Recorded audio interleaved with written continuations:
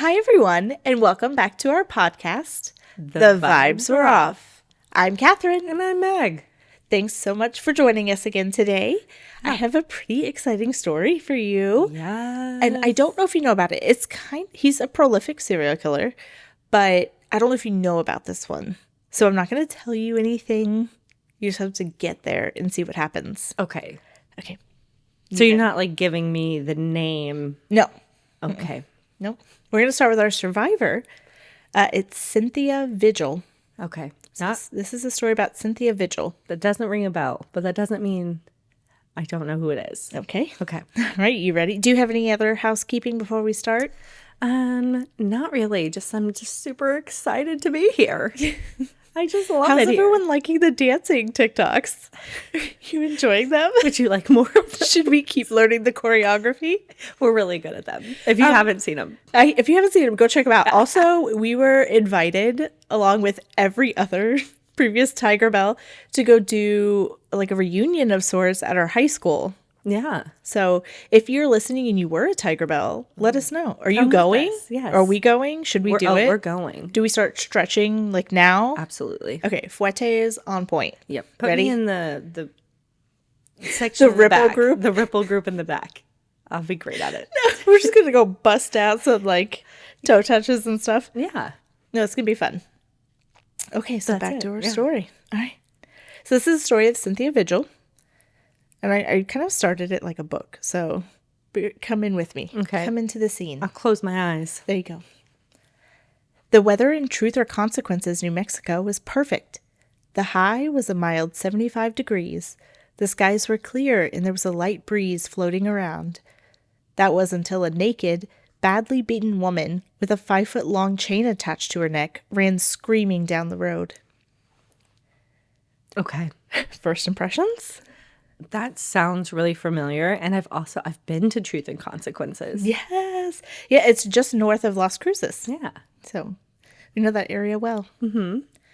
So Cynthia Vigil was seen running for her life down an unpaved gravel road just outside of the Elephant Butte National Park. Have you been there? I think so. Yeah, it's a really nice park. Yeah. It's huge.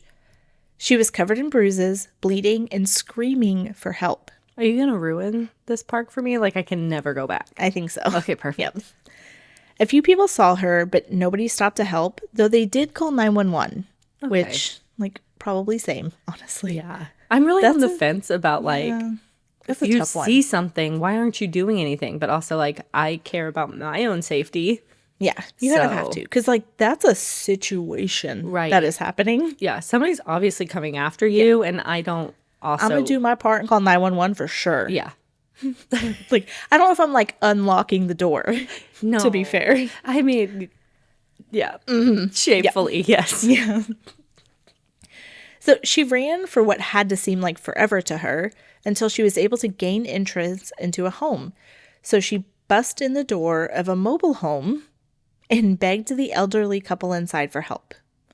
But, like, what a risk. That's terrifying. What a risk. Yeah. Because You don't know you don't what's know who in these there. people are. And you know you're- what they do. You're in New Mexico. And you're, And out in kind of nowhere. yes. I don't know. That's It's sketchy. sketchy. But thankfully, the woman inside called the police, talked her down. The husband ran to get her a robe to cover her up. That's so nice. So sweet. And then they, like, talked with her while they waited. It didn't take long for law enforcement to arrive, as they were already in that area due to the previous calls, including one 911 hang-up call. What is that about? Yeah, why call and hang up? What You'll is that? see. Okay. You'll see. I have so many questions already. So Cynthia told the detectives a horrifying tale of her kidnapping from Albuquerque, New Mexico. I'm so sorry. Did you say directives? Detectives? Dang, why are you calling me out? so We were just going to breeze We're past gonna that like breeze nothing right happened. past that. Okay, bitch. The detectives. Sorry. Continue. Thanks for calling me out. Love you so much. Love you. We're off to a great start here. This is perfect sister vibes right now. The detectives. Oh, horrifying tale of her kidnapping. So she was kidnapped in Albuquerque, New Mexico, 3 days prior. She said that she had been working as a sex worker and had made a transaction with a man in a Toyota RV. They agreed upon $20 for oral sex, and she got in. He was older and seemed nice, so she didn't have any reservations. But as soon as she did, though, she saw a woman in the back of the RV. Then the man pulled a badge and told her she was under arrest for prostitution. I hate that. Yeah, like he's like, you're part of a setup. Yeah. And then, so pretty quickly, though, she figured out that this was not the police. Yeah. He was not. Also, he flashed her his park ranger badge, which kind of close if you're not paying attention. But she was like, Is he about this? Was he a park ranger? Yes. Mm-hmm. Okay. So interesting. But he was a mechanic for the park ranger service, not law enforcement. Yeah, he just gets a badge to get Isn't on. That great? Men that just get badges and flash them around. Yeah, they love doing that. Ugh, men. So he told her she was under arrest. She saw the woman in the back, and then she was overpowered, and a heavy, thick are the same? No? No. Okay, those are two different words. Okay, I was like, don't make fun of me again. No, sorry. I'm scared. I'll be so nice to you. I promise. Metal collar was placed around her neck, and she was handcuffed to a pole in the RV that was set up for kidnapping. Oh, gosh. Not the, handcuffed by your neck. Mm-hmm. Neck cuffed. Yeah. And hands. Right. So she was neck and hands. Mm-mm. She almost escaped once. She was, wiggling out of the handcuffs on the pole. But at the same exact moment that she got free, they got caught at a red light, and he turned back to look at her and saw that she was getting out. So the woman that was in there ran back to her, started hitting her repeatedly, and handcuffed her back up. Ugh. So I want to tell you a little bit about Cynthia and how she got here. So she actually has a website. It's cynthia-vigil.com, and I'll post it in our show notes. Yeah. But she kind of tells about her life and how this happened and what she did. So she didn't have the easiest life growing up. She lived with her grandmother, and by the age of 11, she was being molested by a family member. It's tough. When she reported the assault, though, she wasn't believed. Of course not. Because why would you believe a child? Mm-hmm. It's so frustrating. This whole case is kind of frustrating because it's there's so many chances where women can be believed and they're not. And stop this. And stop so much abuse. Yeah. It's not even just this guy. There's this family member. There's other people. There's accomplices. Nobody says anything. Nobody stops anything. So she ran away to live with her mother. But her mother wasn't the best place for a young girl. And she would regularly go out and party, bringing her daughter with her to bars and random houses, while her mom participated in prostitution and drug use. So she was exposed to that from a really young age. Very young. Mm-hmm. Crazy. Unfortunately, her mother was murdered and found in a ditch when she was just 14 years old. Oh my gosh. Yeah. So that's a tough life. Yeah. Well, and to still go into sex work, having that have happened to your mother, that's terrifying. But on the other hand, what else do you know? Right. How are you supposed to pull yourself up out of that? I hate that. I'm going to say that a lot, I think, this episode. So, due to her mother's past, the crime wasn't investigated properly, and it was originally written off as a drug overdose. She was clearly murdered, and they were like, no, she's a junkie. Yeah. Drug overdose. Just easier. We don't have time for this. Mm-hmm. Mm-hmm. And having nowhere else to turn, she repeated her mother's footsteps, and she was in and out of jail and experimenting with drugs. This led her into the arms of a violent man who nearly beat her to death, and while he left her with permanent facial disfiguration, she was alive, something she's grateful for because that same man went on to be a serial killer. So she's had multiple run-ins? She's had multiple run-ins with serial killers. Can you tell me who the man was that became a serial killer? No, I don't know who this one was. Okay. I just know the other one. But wild, in the same small town, there's multiple serial killers. It tracks. Well, also both of these men kill women who are into sex work and drugs and who no one will care about. Right. Obviously. That's pretty common. Yeah. So the couple who abducted her in Albuquerque would later become identified as David Parker Ray and Cindy Lee Hendy. That sounds so familiar. Cindy Hendy. Yeah, I'm it's like, ridiculous. It's going to bug me. Okay, you're going to tell me eventually. Yeah, her name's actually Cynthia, but I don't want to get it confused with the other our Cynthia. Yeah. So she's Cindy. What was her nickname? Oh, you okay? Sorry. I got a little, it's crazy. She's done. She's out. So got it. No, it's fine. I'm okay. Okay. So once they arrived at their double-wide mobile home, fancy, Cynthia was blindfolded and drug inside. Over the course of the next 2 days, she was raped, tortured, and beaten in unimaginable ways. Did you give a trigger warning for this? Yeah, the blanket trigger warning for everybody. Perfect. This is a rough one. Yeah, sorry. This is bad. This isn't our, bear attack, celebrity kidnappings. We're back in it. We're back in it. Okay. So David and Cindy had set their home up to be a sexual torture dungeon. Cynthia was kept on a filthy bed in the living room, her arms and legs chained at the four corners of the bed, and there was that large metal cuff on her neck that was attached to a 5-foot-long piece of chain that was bolted to the wall. Oh my gosh. How was she just there all the time? Yeah, that's where they left her. Yep. They had a little pan, so I'll explain it a little bit later. But there's it's like a introduction tape that he plays, which is, you might know him. He comes on, he's like, "Hey bitch, you've been kidnapped and I'm going to rape you." Oh, yes. Yes. So that is a 45-minute long tape of him being like, "If you need to go to the toilet, just yell toilet, master. And then I'll put a bedpan under you. And if you have to poop, you're going to have to hold it." It's crazy. All the rules that they have to have. Yeah, it's crazy. I'm going to play you a little bit of it later. Stay tuned for that. I'm not ready. Okay. Where were we? Okay. She was beat repeatedly in between the rapes and forced to perform sexual acts on both David and Cindy. I have no words right now. And I'm that's just processing. It gets so much worse. So buckle in. Yay. On the third day, she was left alone with Cindy when David went to work. She was exhausted and beaten, but determined to live. She waited for the perfect opportunity. Perfect opportunity. I told you she was going to make fun of me. That's the choice.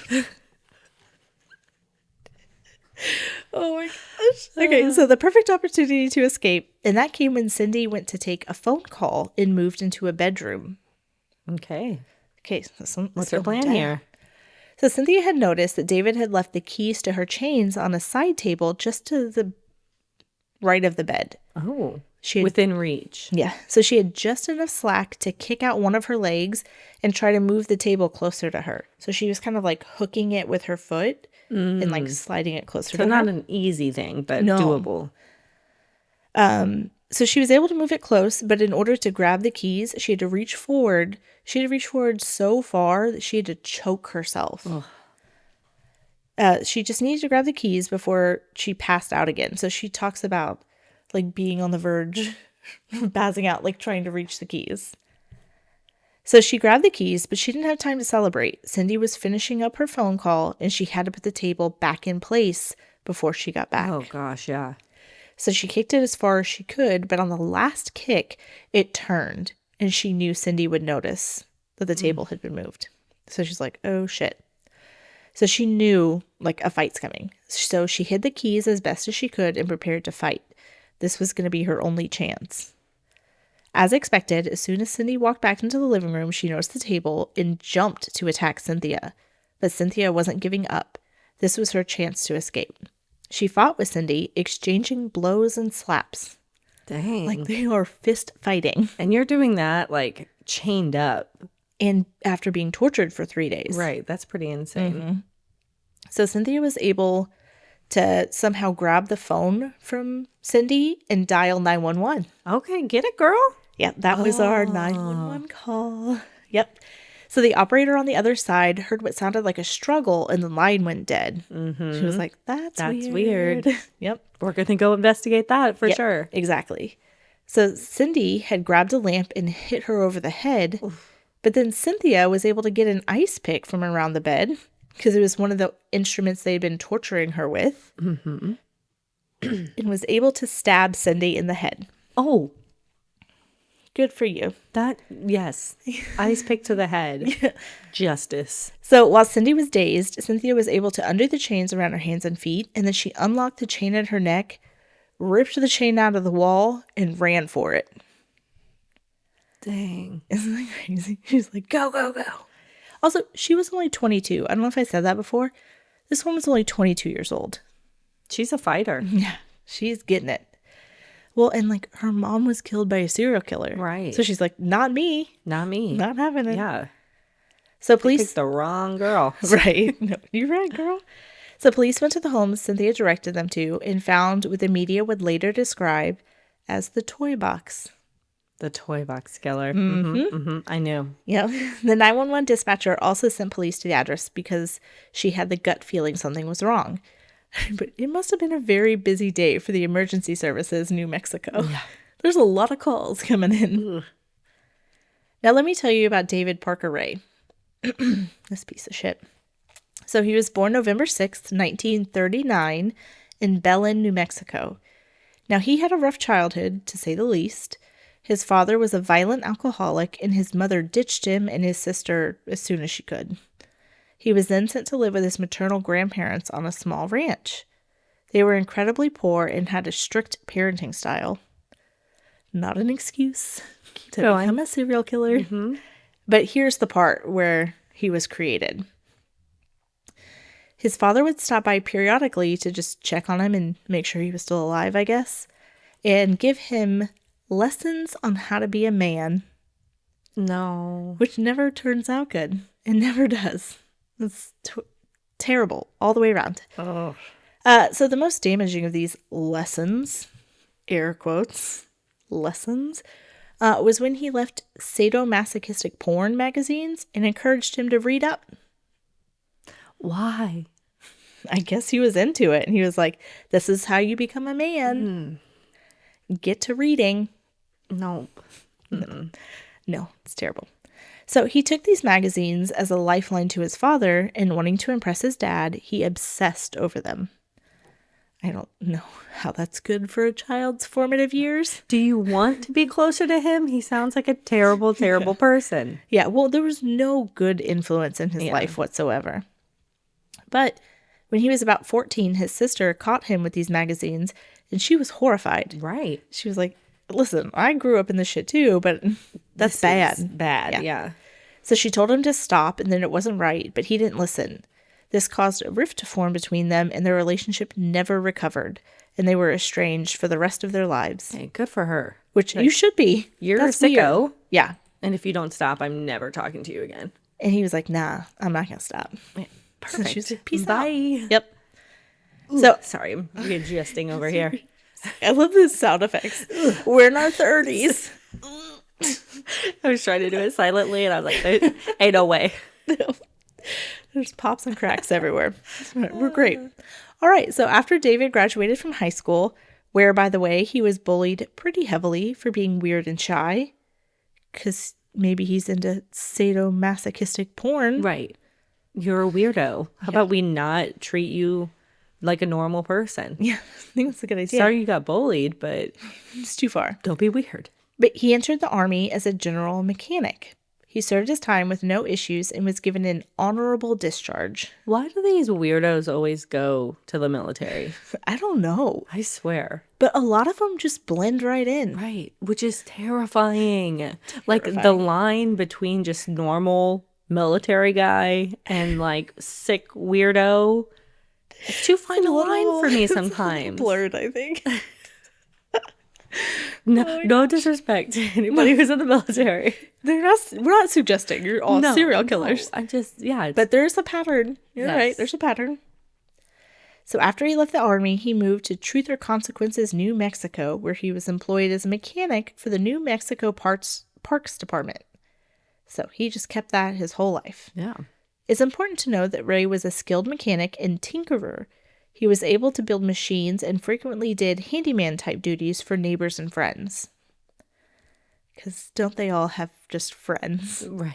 They're like, nah, he's a great guy. No, I'm sure they were like, this guy is such a weirdo, but he's good. He with could fix my stuff. siding. Right. Yeah. Yeah. He was pretty smart too, but he was unassuming due to his shy nature. His coworkers described him as kind and quiet, and he actually kept the same job for the entirety of his adult life. So That's like, either impressive old or reliable David. red flag. Yeah. Like, again, the line here is so thin. So then, Right. yeah. So Ray was married young for the first time and had 2 daughters. He would go on to be married 4 times, which is wild. How do you get 4 women to marry you and you're into sadomasochistic stuff? Right. How long can you keep that hidden? And also him long. having daughters Yeah, really it's gives gross. me the ick. Oh, well, you're going to hate this next part. Perfect. So he had the 4 marriages, and I saw some sources say he had a son, but I can't really confirm or deny it. I don't know. Okay. He wasn't very involved in their lives until he took an interest in his daughter, Glenda Jean Jessie Ray. Jessie Ray, don't feel bad for her. Oh, okay. Don't. No, she's a monster too. Oh, okay. Well, He needed to mold somebody into his image. So she lived with him at the end of his 4th marriage, and they bonded over their... sorry. you gotta say it now. Shared sexual desires. Like for each other or just like the stuff they were into? Or both? Why not both? Oh, gosh. Yeah. I hate it here. I know. So, like his father had done before him, David introduced his daughter to sadomasochistic pornographic materials. Why not? Just fuck up another generation. Great. They became closer, and there are theories that they began torturing women together when she was very young. So David had actually told his first wife that he had tortured and murdered a woman in 1957 when he was just 18 years old. He told her he kidnapped this woman, tied her to a tree where he raped and then murdered her. She was never found, and police were never able to confirm this, but I believe it's the truth. Yeah, I'd say Also, so. what the fuck, first wife? Yeah. Run to Right. the police. Do something. What are you doing? Oh, he just likes to kid around like that. Just joshing us. Don't worry. It's crazy. Yeah. So that was 1957. I mean, they start somewhere. Cynthia was abducted in 1999. Yeah. Okay. By the late 1970s, David had perfected his torture chamber and was regularly using it. He updated it and adapted as needed, but he claims he ran 2 to 5 women through his toy box every year for decades. For what it's worth, I think that is a low number, but unfortunately, we will never know the truth. Low? Yeah, 2 to 5 a year is what he said. I think it's much more than That that. seems like a lot. Yeah. Just like at the... I just don't even want to think Shivers. about it. I was going to ask, like, what's the average, like, amount of time he would keep them? But I don't even want to know. I don't No, wanna it know was that. like 2 to 3 days, usually. Which is why I think it's way more than that, because 2 to 3 days... There's no way that you're going that long Yeah. stretches in between. Exactly. What we do know, though, is that Jessie called the FBI in 1986, claiming that her father was a serial killer and that he needed to be stopped. Called the FBI, I guess just like the general number, and was like, hey, might want to look into all these missing women in New Mexico. But for whatever reason, that complaint wasn't investigated, and he was allowed to continue operating and butchering the women of New Mexico. Wow. I wonder what made her turn on her dad. Yeah. So I put it in here. We'll talk about it in a second. Okay. Now, but before you go feeling sorry for Miss Jessie Ray here, don't. Yeah, I don't. She was involved in at least a few of the kidnappings, tortures, rapes, and allegedly murders. Her call to the FBI felt more like a moment of clarity or a cry for help, and when it wasn't followed up on, she was emboldened to continue her dark path. I think that's what happened. I think she was like, oh shit, we're killing a lot of people. She like Maybe had a this moment. isn't- Yeah. But then she was like, well, I told them nobody killing people and nobody, where's the helicopters? I don't know. Well, like, let's just keep doing it. And nobody's going to give a shit. She called the FBI. Yeah. Basically ratted herself out, too. Right. And they were like, that's too crazy. That's the theme that comes up in this a lot is we don't believe you. That's too crazy to believe. But who would make that Right. up? This is crazy. Who's making this up? So one woman we know for sure what happened to her was Jesse Ray's friend, Kelly Garrett. So she had gone out with Kelly to the Blue Water Saloon to play pool and drink after getting into a fight with her husband. Kelly and Jesse had been friends for a while, so they took the opportunity to talk some trash and release some tension. You know, they were playing pool, they were drinking. Yeah. Having a good time. Yeah. It's like girlfriends. You're like, can you believe this fucker? Right? And then after a long night of drinking, Jesse offered to take her home. She was like, I don't want you to drive. You're drunk. I'll take you home. No worries. But Kelly remembers feeling unusually intoxicated for the amount of alcohol she drank. And when she did get in the car, and then they drove the opposite way. When she questioned her, Jesse said they were going to her father's house instead. Why? Just take me home, please. Like, can you not? Can we just go home? But again, like, she had met her father. They knew each other. So she was like, okay, fine. Like, we'll spend the night at your house. When they arrived, Kelly went to get out of the car and was immediately knocked unconscious by David. Oh, perfect. He was just like, bam. She was then repeatedly drugged, raped, and tortured over the next 2 days. So he actually drugged her with barbiturates, something that he would regularly do to induce amnesia. Ugh. You see, he liked mind games, and he liked the power he had to alter women's memories. So he would attack them, drug them, attack them, drug them. And then when he dropped them off, the lucky ones that he dropped off, he would give them an extra high dose so they wouldn't remember what happened. A lot of them had nightmares, but they were like, what is this? Like, I feel like I was in a dungeon. And then they were like, gosh. I can't place it. Where did they think they were for days? They have no idea. And they were like, 'cause a lot of them are sex workers, right? So they're like, gosh. They just move on with their lives? right. Yeah, it's That's crazy. scary.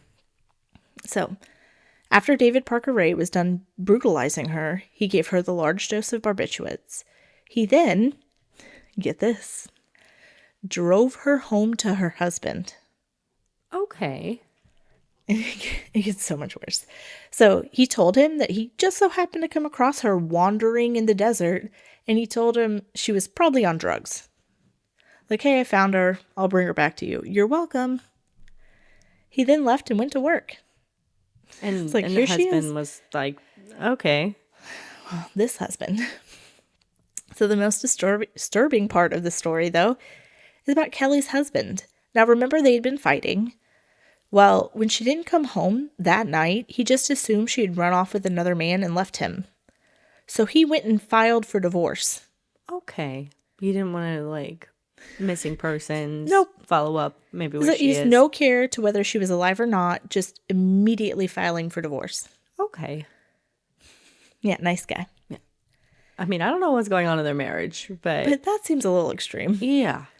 So when David dropped her off at his mother's house, because this grown man lived with his mother, They all do. he... All the good ones. All the good ones. Yeah, he's saving money, right? He promptly kicked her out and accused her of being on heroin and carrying on an affair with David. Because they had known each other. They were acquaintances. Right, but what, did she do heroin? I think so. Okay. Yeah. Well, So she left because he kicked her out of his mom's house. But she kept having these weird nightmares about being tied up in a dungeon that she couldn't figure out. It got so bad that she actually moved to Colorado to try and escape the trauma of what happened to her in New Mexico and her now ex-husband. that's awful. She got out. But she survived. So. She did. But at what cost? Yeah, that's like your husband, you're being tortured in a dungeon and your husband goes and files for divorce? Yeah. You're like, she could have been murdered and he would have never cared or known. Yep. Trash. Yeah. So after, and also reminder, his daughter brought her to him, Yeah, that's a gross. her friend, to be tortured. So after who knows how long of the David and Jesse assaults, David meets Cindy Hindi. Cindy Hindi. She was 21 years his junior, but they shared a love for torture. Yeah. Just a match made in hell. How do you find these? Like, how do they find each other? I know, I put that as, it's crazy how these monsters can find each other. How? What is happening? So she integrated into his life seamlessly, and together they built a system for kidnapping, torture, and murder. Cindy was actually on the run from Washington State, where she was wanted for grand theft auto and drug charges. Nice lady. What a catch. She actually abandoned her 3 children when she ran, but honestly, they're probably better off. Yeah, sounds like she's a monster. So she got a job in the state park where David worked. They met and fell in love. Oh. Well, now this makes me scared to go to state parks. I'm like, I told you, I'm going to ruin this state park for you. Yeah, well, who are they hiring? There's no background checks here. Maybe now they do a better job. Yeah, I would hope so. Yes. I feel like especially in New Mexico, they're like, we let that one through. Yeah. We got to be better. Oh, gosh. Yeah, not good. So David moved her into his hoarded double-wide trailer and introduced her to his world. You got rural country there. The double-wide. Double wide. Listen, double-wide that's the dream. That's where your Texas comes out. Ain't no single wide, baby doll. That's a double wide. Perfectly in sync. I pride myself. I don't have a Texas accent. No. And then it comes out. You absolutely do. There it is. We found it on the double wide. Okay. Okay. So she was a fan, and they went on a killing spree together. So they actually spent $100,000 on this torture box, all together over the decades. Okay. I was like, are they going to debt for this? Probably. They don't care. I'm sure. They're like, who's paying credit cards? You know what I mean? It was a 22-foot soundproofed semi-trailer that was equipped with, now hold on to your seats, everyone. Buckle it in. Perfect. Medical and surgical tools, including a gynecological chair with stirrups. Don't ruin the gynecologist for me, too. Everyone go get your pap smear. I know it sucks, but go do it. Right now is not the PSA time. When is the PSA time? It's the right time. Sorry, but it is important. Yeah, okay, continue. I'm just bracing myself here. Electrodes for administering an electric shock, including a generator for power. Just in case. To never run out. Scalpels, syringes, and saws. An elaborate pulley system set up all throughout the trailer with chains that could be attached to the victims in all sorts of scenarios and situations so that he could move them through the trailer. Oh, no, I'm following you. Okay. Mm-hmm. Chains, ties, clamps, spreader bars, and handcuffs. You got all that? Okay. I'm unwell. There were also various posters and signs and instructions for torture and how to create pain. He also mounted a mirror on the ceiling so the victims would have to watch what was happening to them. I'm going to throw up. Do we take a break? Pause real quick. Throw up in your Dutch Bros cup. No, I'm still drinking that. Dutch Bros, if you're out there, sponsor us. Vom cup. The official Vom cup of The Vibes Were Off. Oh, gosh. We are off the rails. Okay. I won't tell you anymore. There's much. Oh, I'm sure. More. Mm-hmm. So if you could think of any sexual deviant behavior, it existed in that trailer. Mm-hmm. Okay. So upon arrival to the toy box, which usually came after a few days in the main house, they would be played a tape. This is the time where David would be tell them what was going to happen to them during their stay. And I'm going to play you, now this is a 45-minute tape, but I want to play you the first couple of minutes. This trigger warning, this is gross, bad, terrible. Warning. Do not listen to this if you are going to be upset by it. It's bad. But here we go. Skip 4 minutes. You ready? Yes. Hello there, bitch. Are you comfortable right now? I doubt it. Wrists and ankles chained, gagged, probably blindfolded. You are disoriented and scared too, I would imagine. Perfectly normal under the circumstances. For a little while, at least, you need to get your shit together and listen to this tape. It is very relevant to your situation. I'm going to tell you, in detail, why you have been kidnapped, what's going to happen to you, and how long you'll be here. I don't know the details of your capture because this tape is being created July 23rd, 1993, as a general advisory tape for future female captives. The information I'm going to give you is based on my experience dealing with captives over a period of several years. If, at a future date, there are any major changes in our procedures, the tape will be upgraded. Now, you are obviously here against your will. Totally helpless. Don't know where you're at. Don't know what's going to happen to you. You're very scared or very pissed off. I'm sure that you've already tried to get your wrists and ankles loose. No, you can't. Now you're just waiting to see what's going to happen next. You probably think you're going to be raped, and you're fucking sure right about that. Our primary interest is in what you've got between your legs. You'll be raped, thoroughly and repeatedly, maybe 3. It's no big deal. My lady friend and I have been keeping sex slaves for years. We both have kinky hang-ups involving rape, dungeon games, etc. We've found that it is extremely convenient to keep 1 or 2 female captives available constantly to satisfy our particular needs. We are very selective when we snatch a girl to use for these purposes. It goes without saying that you have a fine body, and you're probably young, maybe very young, because, for our purposes, we prefer to snatch girls in the early to mid-teens, sexually developed, but still small-bodied, scared shitless, easy to handle, easy to train, and they usually have tight little pussies and assholes. They make perfect slaves.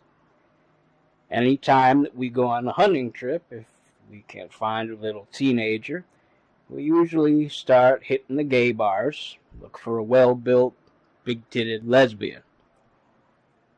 I thoroughly enjoy raping and screwing around with lesbians, and there's not as much danger of them carrying a sexually transmitted disease. And I don't like using condoms. Also, even though they're a little older, unless they've been playing with dildos a lot, they still have tight holes between their legs like the younger girls. If we can't find a lesbian that we want, we snatch anything that is young, clean, and well-built. We very seldom come back empty-handed, because there's plenty of bitches out there to choose from. And with a little practice in deception, most of them is very easy to get with a little risk. At this point, it makes little difference what category you fall into. Okay, so you get it. He's just like monologuing for almost an hour about how excited he is and everything that's going to happen to you and how amazing his sexual prowess is going to be. Ugh. It's disgusting. It's disgusting, and like hearing it there is almost laughable. Like you're like, oh, this small-dicked, tiny man, asshole. Like, but imagine that being locked up. You were just kidnapped, and you're like, because you know he's gonna walk in the door. Yeah, and it was very long. So I actually listened to the whole thing. Oh, I wouldn't recommend that you do. No, thank you. Because I actually had nightmares about it. Okay, perfect. So it was really bad. Yeah. No, I don't want to hear when he actually gets into like the procedures, the things he's gonna do. So unfortunately, I'm so sorry I have to tell you this, but the most horrific part of this tape is when he details how he will make his large dog rape them in front of an audience. A dog? Mm-hmm. Does he actually ever do that? Yeah, a lot. How do you? I don't know. Nope. Okay, yeah. These Now are I'm gonna tell you. avenues we So- do not need to go down. We're going there. No, we're not. No. Yes. Well, because there's a contraption built, Okay. and That's it. Like That's all I need to know. scent spray is sprayed upon the woman. This is against everyone's will. Oh, yeah, except for no. his. Yeah, everyone's. Well, in the audience that he has, he had people come over to watch this. It was like, Willingly? yeah, oh yeah. Yeah, there's fucked up people in this town. Okay. Hopefully they all got arrested too. No, they didn't. So after their days to weeks of torture that involved constant drugging, they would either be released high on barbiturates or taken out into the desert or lake surrounding his property and murdered. And I can't really figure out a rhyme or reason on who he picked to release, who he picked to kill, how many women he killed. There's just no way. Right. That's why I said I'm going to ruin this national park for you, because they think there's at least 60 women buried in this park. Ugh. Somewhere in this park. Because he knew the ins and outs of it. I mean, he honestly, knew where to go. Pretty much every national park probably has bodies that have never been found. Yeah, if we're being honest. Yeah. Oof. Okay. So, remember here, David is a park ranger and he knows the state park like the back of his hand. David has claimed to kill about 60 women and none of their bodies have ever been found, which is crazy. How do you know this, you ask? Well, let me tell you. He kept a diary in which he detailed what he had done to these women in detail over the years. He detailed everything up until the end. So whether that was murder or release, wow, we don't know. I mean, that just shows the arrogance of this guy. He never thought he was going to get caught, ever. No. Well, there's so many chances for him to get caught, and he kept getting away, so he's like, yeah. Plus, he's been doing it since 1957. He's old now. He's probably if he gets caught, oh, well. He's old. Yeah. Who cares? There was nothing in there about where the women would be buried, though. Cindy claimed that they had dismembered the women and either dumped them in the lake or a ravine. David promised to take the investigators to the bodies, but he never got the chance. Oh. Okay. Yeah. So when David and Cindy were arrested in 1999, the process of getting justice for the victims began. Prosecutors wanted to try David for all of the assaults in one go, but the appointed judge, Judge Neil Mertz, disagreed. And we hate this judge. Okay. This what judge. was his reasoning? Yeah. So he ordered that the women be tried separately. The three, so Cynthia, and there was two other women they could prove. The first trial was for Kelly Garrett, which was the friend. So ironically enough, she was only identified because the FBI had reached out to the public for their help. Oh. So after Cynthia's escape, they had found photos and videos of women being assaulted and needed help identifying them. So the woman in this video had a very distinctive bird tattoo on her thigh. She was in the chair. And then it was set up where she could see the tattoo. One night while watching TV, her ex-mother-in-law, the same one who had kicked her out of the house when she came back drugged and beaten, recognized the tattoo. Wow. It was her ex-daughter-in-law, and the awful feeling that she had been telling the truth had remained with her the whole time. Dang. So when she saw the video, she was sure. She called the police and told them about Kelly. So Kelly had to be tracked down in Colorado, and she was brought in for questioning. Because how do you approach this subject? Yeah. Sorry. It was like all of her worst fears were confirmed. All of her nightmares were true. She was the woman in the video, and now it was time to get justice. Can you imagine? You're like, man, I've been having some bad nightmares. Right. Something's going on, and they were like, no, it was real. You spent years convincing yourself that these are just nightmares. And they were like, no. And then they're like, we have videos to show you. And photos. Yeah. I don't know that I could. I'd be like, can we not? Yeah. Show me? Please not. So on March 28th, 2000, the trial began, but not the way they hoped. The judge disallowed all of the pictures and evidence of the toy box because Kelly had been kidnapped and assaulted in 1996, and there was no way to prove that the same instruments were there in 1999. That's bullshit. That's why I was like, fuck you. What are you talking about? I mean, okay, just use the video, though. Right. And so he also didn't allow the welcome tape to be played for the jury. This was because David had placed a disclaimer, I was doing air quotes, at the beginning that said, for adult entertainment purposes only. So he convinced the judge that the women were there willingly and that it was a fun little game that they liked to play. no. He's like, but I said for entertainment purposes only. Yeah, okay. I said it. If you film a porno tape and that's against someone's will, then it's no longer like protected under pornography. Like, that's wild. I actually typed in here, trying not to break my keyboard at this Yeah, moment. because like here's what the this fuck are woman you talking about? saying like, no, I definitely didn't consent to this. He's like, nah, I got that disclaimer in there. Got him. That's wild. And the judge agreed. The judge fucking agreed. Okay. Sorry, I'm getting too angry. Yeah. And finally, but not surprisingly, this same judge didn't allow a trained FBI profiler from Quantico to testify because she, quote, lacked the proper education to be an expert witness. An FBI profiler trained in Quantico lacked the proper education to be an expert witness. I have a lot of feelings, but I'm going to try to work through them. Why are you protecting this guy? That's what I want to know. How do you know It him? just doesn't make any sense. Were you Right. at the party? Feels like it. That's wild. Sorry, I'm angry. So I said, not sure what he was looking for there, but this judge sucks, and he gets his. Don't worry. Good.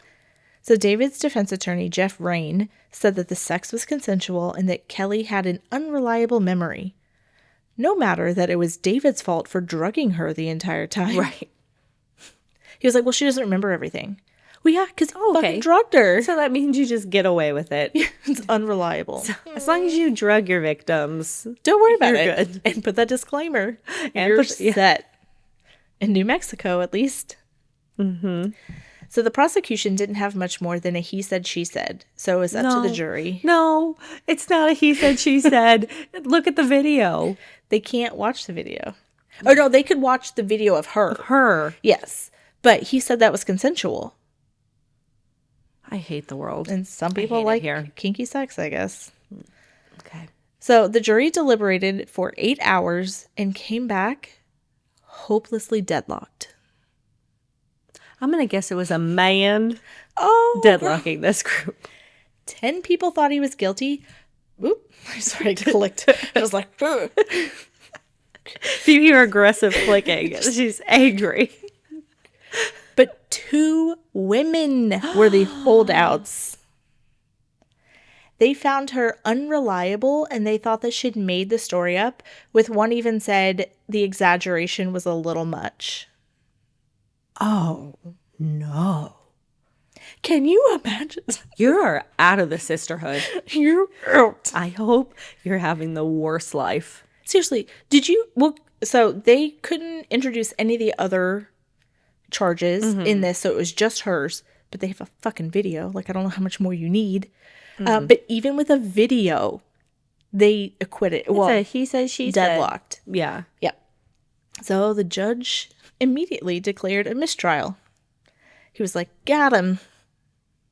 I don't get it. I don't understand it either. Get it. But before the end of the day, the prosecutor's office had another lawsuit on the judge's desk. They were going to try him again. Yeah. Because they were like, this guy's got to go. But it was delayed due to David's health issues. He had a heart attack. I'm not exactly where in this process. It was like early 2000. He had a heart attack. He had heart issues, I need blah, to blah, look blah. up a picture of this man because I'm sure he looked unhealthy. Oh, he looked like he's been smoking his whole life. Right. Yeah. Why don't you just drop dead? That'd be great. Okay. So, and then it got delayed again when the presiding judge, that horrible, awful human, died. Oh, he died. The judge died. Yay. You sucked, so That's karma. good on ya. I think the world tried to take out both of them at the same time. Yeah. And David just happened to live. But shockingly, 2 other judges had to recuse themselves. For what reason? They were at the party. I don't understand. Something happened. That's Isn't that ridiculous? I don't like in a that. small town in New Mexico. Like, Yeah. this was tried near Las Cruces. Mm-hmm. And oh man. Please tell me why you need to recuse yourself. Yeah. I don't even think they have to say, which is kind of shitty. But finally, in April 2001, the case was resumed. And in the second trial, they successfully appealed that other judge's ruling. Oh, That good. the tape may not be played. And they were allowed to introduce it into their evidence. Good, the good. welcome tape. Yeah. Once they heard it, the jury convicted him in lightning time on all 12 charges. Right. Immediately. Right. Because you're like, what the fuck is that? Right. Like, yeah, you're done. Bye. You're done. It's crazy. So, Cynthia's trial now. It's time. It's time for Cynthia's justice. So, her trial began in June 2001, and David pled not guilty. Shocker.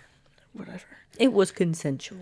Yeah, it's consensual. But just a week later, he changed his plea to guilty, and the trial was over. Why, you ask? It is believed that he did this to spare his daughter a lifetime behind bars. So he negotiated with the prosecutor's office to get her a sweetheart deal in exchange for his guilty plea and him leading police to the bodies. So he basically was like, let my daughter go and I'll plead guilty to everything and tell you where everybody is. So I guess they had something on the daughter, too. Yeah. Jesse? Yeah. Jesse Ray? That had brought women to him? Her I thought friend? it was Cindy no. was involved with Jesse. Cynthia. Oh, this. Sorry, we're going to go back a little bit. Okay. Okay, so in the videotape, do you remember him saying he created it in 1993? Oh, okay. He hadn't met Cindy Hindi yet. Right. So this was his daughter. They think set that it he up was talking. with him. Yeah. Yeah, that they raped women together. Ugh, okay. His daughter. Yeah. For years, talking about them being like a couple and how they like to do things. In 1993, because by the time Cynthia was played the recording, it was 1999. Right. This is 6 years later. Ugh. Okay. Continue. Pretty gross. Very gross. But also, like, she doesn't get a deal. No. Like, why are they you should giving not her have a done deal? Like, we know he's guilty. She's definitely guilty that. Right. too. You don't need. Take it through the trial. Right. You don't need to give him a plea deal. Ugh. I don't get it. So he was sentenced to 224 years for the kidnapping, rape, and assault on Cynthia Vigil. Not enough. Not enough. Bury him under the jail. He also pled guilty to the kidnapping, rape, and torture of Angelica M. So this was going to be the third trial. So she was a woman who was friendly with David and Cindy, and one day she had come over to their house, aka Double Wide, to get some cake mix. Like, just, hey, do Borrow you some have cake cake mix? mix? David pulled a knife on her, and she was like, what are you doing? Like, what's happening? And he said, you're kidnapped. And she was like, Just kidding. This like old man with like a tiny little. I gotcha. She actually laughed, and she was like, what are you talking about? As would most people, yes. She didn't take it seriously until Cindy pointed a gun at her and told her she was kidnapped. Yeah, that escalated. Yep.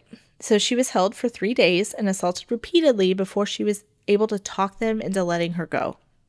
So That's she pled impressive. with them. But they also knew her. Yeah. Like, what are you doing? You know these people.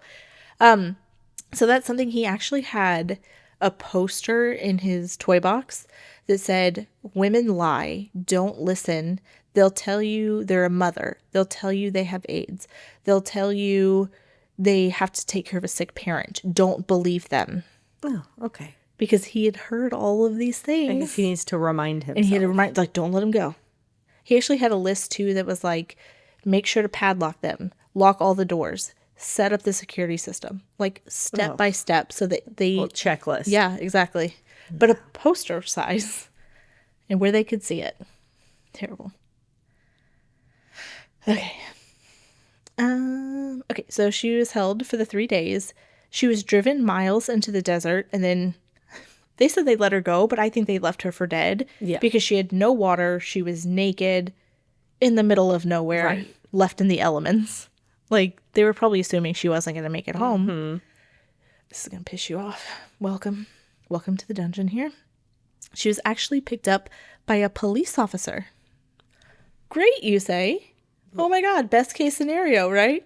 I don't think so now. No. So she immediately told him what happened to her. He said he would make a report, but when he did, he said that it seemed like she was a lying sex working junkie, so they never followed up on it. Okay. Yeah. Okay. We see what we like. Mm-hmm. I'm not going to say it. You know what I'm saying. It's a song. Yep. Okay. So that was until Cynthia escaped, and they were like, oh, shit, this sounds familiar. Hold on a minute. I think I ran into this too. Ugh.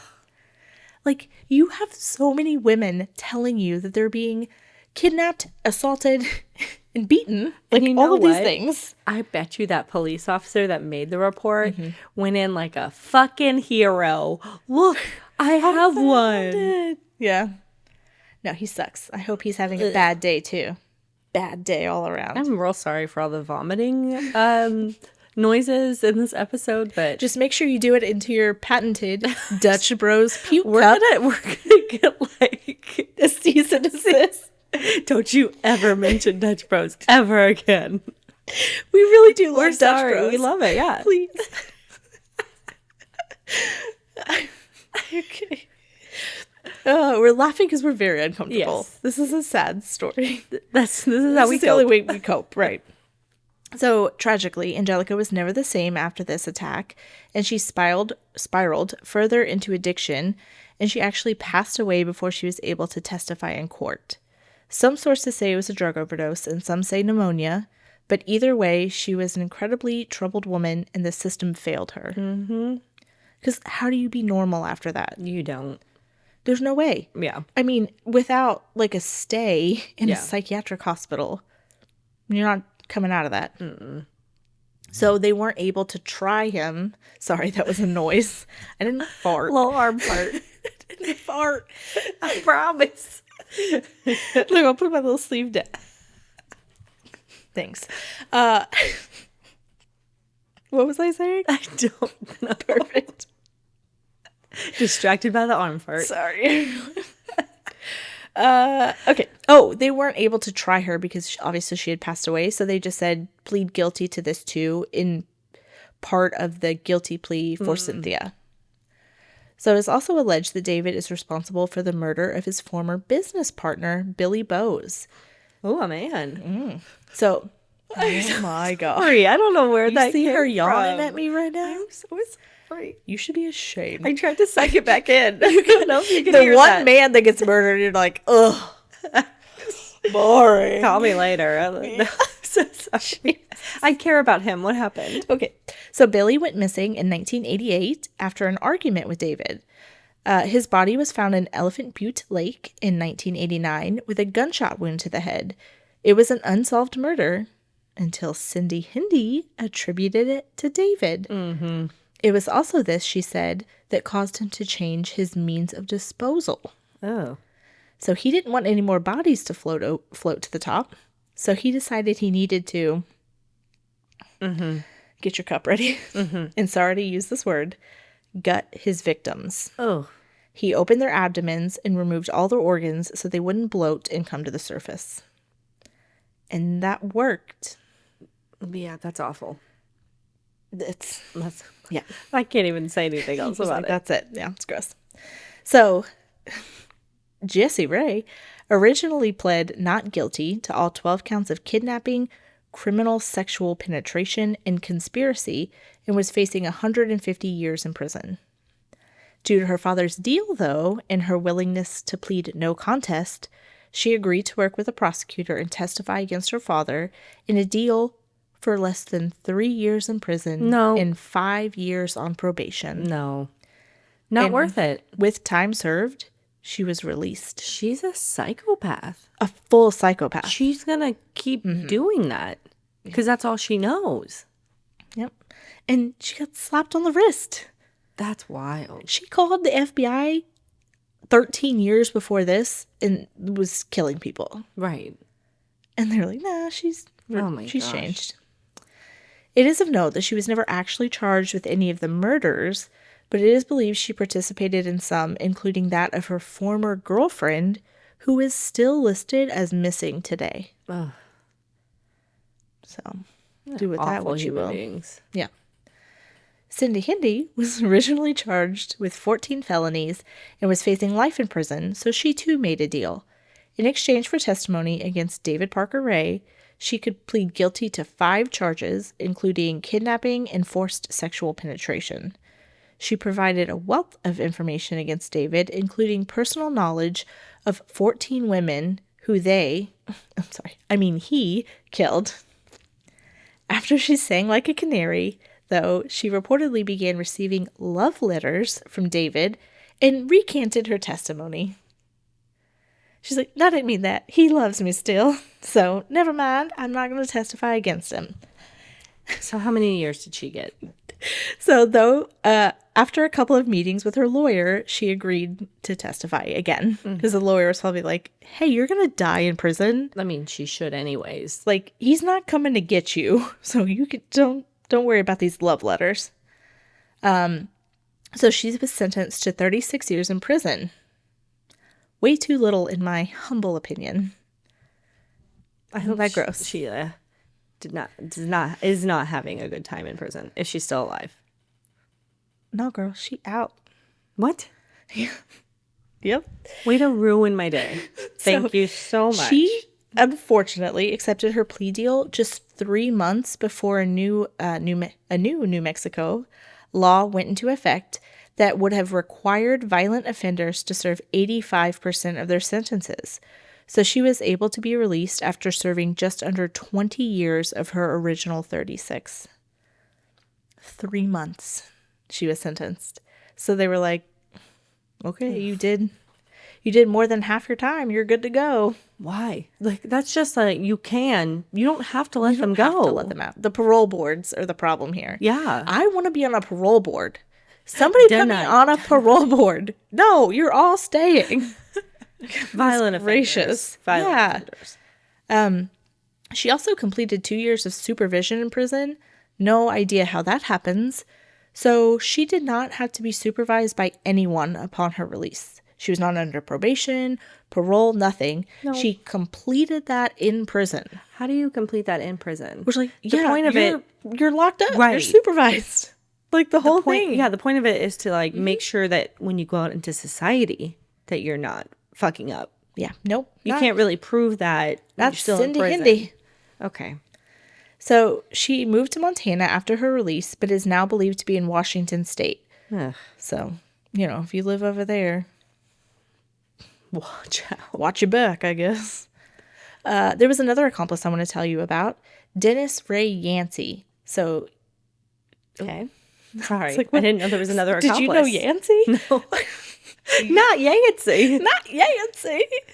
Yancey said that David and Jesse, here we go with Jesse again, were out with him and his former girlfriend at a bar when they decided they wanted her. Mm-mm. So, Jesse's alleged fucking monster. Yeah. Now, Yancey had been to parties at the Ray's trailer, and he didn't want his ex-girlfriend to suffer the same fate. But David pressured him to get her to come home with them. You sick? So he knew what was going to happen to her. He was there. He watched. Ugh. And they were like, we want her. And he's like, oh, can we not? Not this one. And they were like, yes. And he goes, okay, I guess.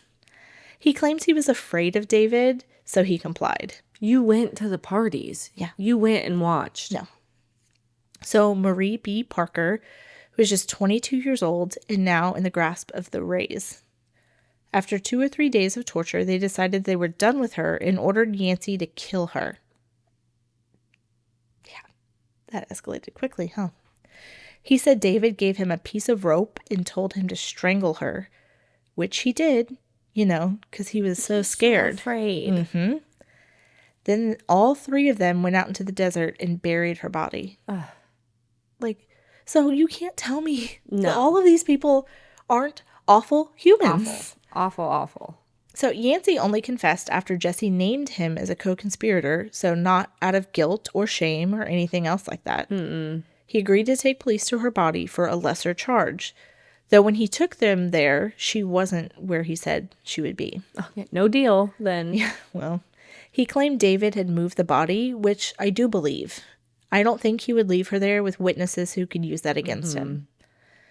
But Yancey was found guilty of kidnapping, evidence tampering, and conspiracy to commit first-degree murder. No, you murdered. Yeah, but they don't have her body, so Ugh. it's hard. He was given 2 15-year sentences that would run consecutively. So 30 years for murdering, torturing your Not ex-girlfriend. Not enough. So in 2011, the FBI released images of hundreds of items collected during the investigation, hoping to be able to identify some of the potential victims.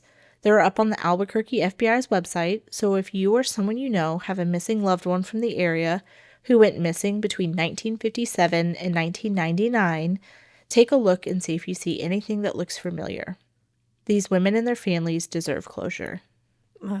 Hundreds of artifacts that they took. Disgusting. And that they can prove didn't belong to anybody that lived there. Right. But to end on a positive note, I'll give you something good at the end here. On May 28th, 2002, this piece of shit died in his cell at Lee County Correctional Facility in Hobbs, New Mexico, of yet another heart attack. Yay. I hope it was painful. Now we just need Cindy. Cindy. Go down. Yeah. But rest and we'll in end distress. Jesse. Yeah. Everybody needs to go down. Yeah. Yancey, come on. He lived 62 years too long, is what I put. I hope hell is nice for you. That was a tough one, right? Yeah. Are you okay? I know that was a bad one. Yeah, I need a break. And I know that was long, too. I think this is the longest one we've done. Can we watch Love is Blind? Yeah, well, I know the Olympics aren't on anymore, so we have to go watch Love is Blind. Yeah. Believe there's in love. some trash men on there, too. Talking to you, Chris. I'm looking right at you, Chris. How dare you? A hot doctor? How? You're like, I just want to I fucking love fucking women who fucking do fucking Pilates. Like, grow up. Grow up. Well, he can't. He's 5'6". We gotta. Okay. We gotta close this out, but we're gonna close this out. Thanks so much for listening. We appreciate you being here. Yes. If you're enjoying it, make sure you rate us, follow us, like us, leave a comment. Just interact. Hear from you. Yeah, interact a little bit with us so we can expand our reach. Yes. Because more people deserve to see this, to be honest. I hope so. Yeah. Well, the vibes may have been off in this story. But here with us, they're always on. Love ya. Love ya. Bye. Listen to us on Spotify, Apple Podcast, or YouTube. You can also find us on Instagram at The Vibes Were Off, TikTok at The Vibes Were Off Podcast, or good old-fashioned email at thevibeswereoff@gmail.com.